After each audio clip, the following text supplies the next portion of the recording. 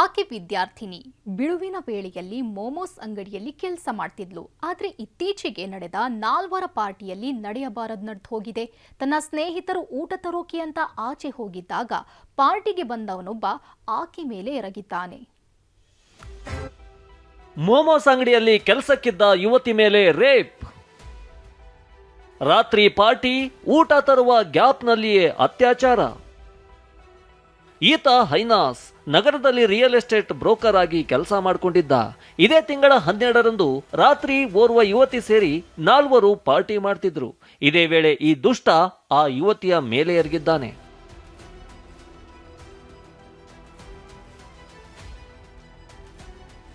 ವಿಷಯ ಏನಂದ್ರೆ, ಈ ಸಂತ್ರಸ್ತ ಯುವತಿ ಸರ್ಜಾಪುರ ಖಾಸಗಿ ಕಾಲೇಜಿನಲ್ಲಿ ಓದ್ತಾ ಇದ್ದಾಳೆ. ಬಿಡುವಿನ ವೇಳೆ ಮಡಿವಾಳದ ಮಾರುತಿ ನಗರದಲ್ಲಿರುವ ಅಮಲ್ ಘೋಷ್ ಮತ್ತು ಶಫೀಕ್ನ ಮೋಮೋಸ್ ಅಂಗಡಿಯಲ್ಲಿ ಕೆಲಸ ಮಾಡ್ತಿದ್ಲು. ಆದ್ರೆ ಅಂಗಡಿ ಮಾರಾಟಕ್ಕೆ ಮಾಲೀಕರು ಮುಂದಾಗಿದ್ರು. ಈ ವೇಳೆ ಮಧ್ಯ ಬಂದವನೇ ಈ ಹೈನಾಸ್.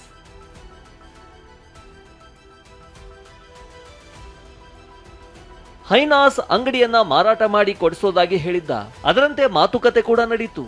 ಈ ವೇಳೆ ಹೈನಾಸ್ ಯುವತಿ ಮತ್ತು ಅಂಗಡಿ ಮಾಲೀಕ ಅಮಲ್ ಘೋಷ್, ಶಫೀಕ್ ಸೇರಿ ಅಂಗಡಿ ಹಿಂದೆ ಇದ್ದ ರೂಮ್ನಲ್ಲಿ ಪಾರ್ಟಿ ಮಾಡಿದ್ದಾರೆ. ತಡರಾತ್ರಿ ಅಮಲ್ ಹಾಗೂ ಶಫೀಕ್ ಊಟ ತರಲು ಹೊರಗಡೆ ಬಂದಿದ್ದಾರೆ.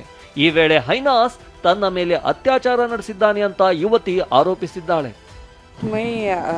We had a farewell party in our friend's room. That time a person called Hainas came. I don't know him personally, but I know him. I have seen him. At the middle of the night, my friends went to take food for me.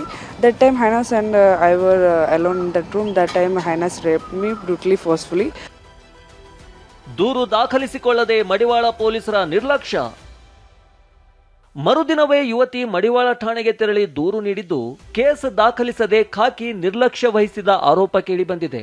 ಬಳಿಕ ಹಿರಿಯ ಅಧಿಕಾರಿಗಳನ್ನ ಯುವತಿ ಭೇಟಿ ಮಾಡಿದ್ದಾಳೆ. ಹಿರಿಯ ಅಧಿಕಾರಿಗಳ ಸೂಚನೆ ಮೇರೆಗೆ ಮಡಿವಾಳ ಠಾಣೆ ಪೊಲೀಸರು ಎಫ್ಐಆರ್ ದಾಖಲಿಸಿದ್ದು, ಕೇರಳಕ್ಕೆ ಹೋಗಿರುವ ಆರೋಪಿಗೆ ನೋಟಿಸ್ ಕೊಟ್ಟಿದ್ದಾರೆ. Same day only we went to complain about Hainas to Madiwala police station. That time Madiwala police station didn't take my FIR or didn't take my complaint letter. ಸದ್ಯ ಆರೋಪಿ ಹೈನಾಸ್ ಇದು ಸಮ್ಮತವಾಗಿ ನಡೆದ ದೈಹಿಕ ಕ್ರಿಯೆ ಅಂತ ಹೇಳಿದ್ದಾನೆ. ಆದ್ರೆ ಯುವತಿ ಮಾತ್ರ ಆತ ಬಲವಂತವಾಗಿ ಅತ್ಯಾಚಾರ ಎಸಗಿದ್ದಾನೆ ಅಂತ ಆರೋಪಿಸಿದ್ದಾಳೆ. ತನಿಖೆಯಿಂದಷ್ಟೇ ಸತ್ಯಾಸತ್ಯತೆ ಹೊರಬರಬೇಕಿದೆ.